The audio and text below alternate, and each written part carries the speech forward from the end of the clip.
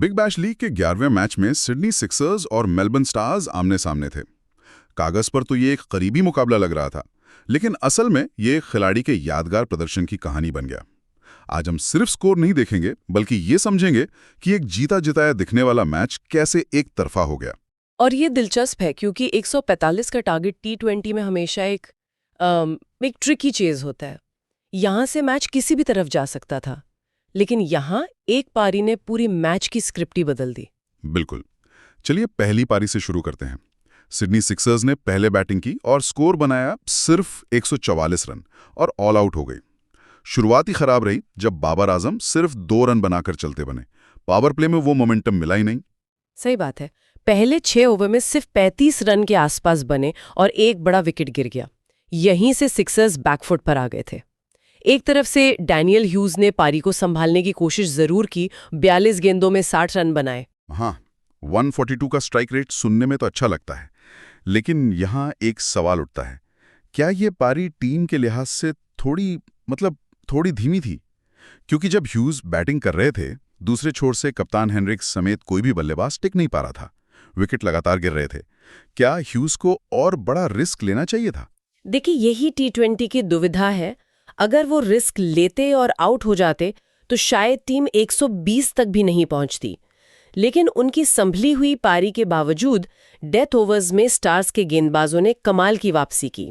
आखिरी 4 ओवरों में उन्होंने अपनी गति में शानदार मिश्रण किया, लगातार धीमी गेंदें और यॉर्कर फेंके, जिससे सिक्सर्स का लोअर ऑर्डर पूरी तरह बिखर गया। हाँ बिल्कुल, और वो एक सम्मानजनक स्कोर तक भी नहीं पहुंच पाए। तो मतलब ये सिर्फ सिक्सर्स की बैटिंग की नाकामी नहीं थी, बल्कि स्टार्स की डेथ पोलिंग का कमाल भी था।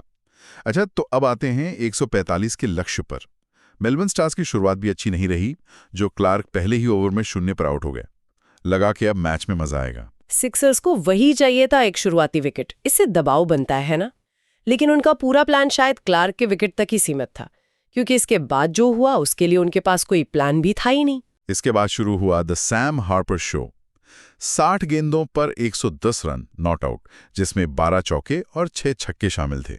ये सिर्फ रन नहीं थे, ये एक तरह से सिक्सर्स के गेंदबाजों और कप्तान को एक मैसेज था कि आज उनका दिन नहीं है। उन्होंने शुरुआती कुछ ओवरों में गेंद को परखा, सिंगल डबल पर फोकस किया, और एक बार जब उनकी नजरें जम गईं तो उन्होंने आक्रमण करना शुरू कर दिया। उन्होंने खास तौर पर स्पिनर्स को टारगेट किया और मैदान के चारों तरफ शॉट लगाए। मुझे तो लगा कि कप्तानी में भी थोड़ी चूक हुई। जब हार्पर लगातार लेग साइड पर बाउंड्री लगा रहे थे, तब डीप में फील्डर लगाने में थोड़ी देर कर दी गई। क्या एक छोटी सी कप्तानी की चूक ने इस पारी को शतक में बदलने का मौका दे दिया? ये एक बहुत अच्छा पॉइंट है। एक बार जब कोई बल्लेबाज इस तरह की लय में आ जाता है तो आपको प्रोएक्टिव होना पड़ता है, रिएक्टिव नहीं। सिक्सर्स थोड़ा पीछे रह गए और हार्पर ने उस मौके का पूरा फायदा उठाया।